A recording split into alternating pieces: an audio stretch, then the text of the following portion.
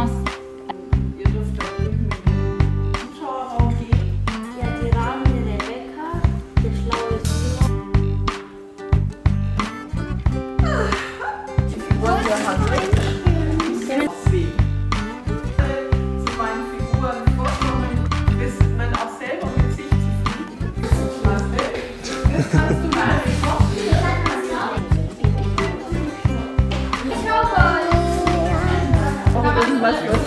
was anderes. Und Daniel mit Zeichen. Was ist bei euch?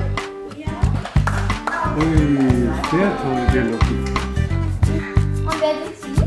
Weiß ich eigentlich gar nicht genau. Erzähl mir eigentlich. Nein, das war alles nicht so viel. Ein bisschen weiter runter. Kommst du gerade rechts?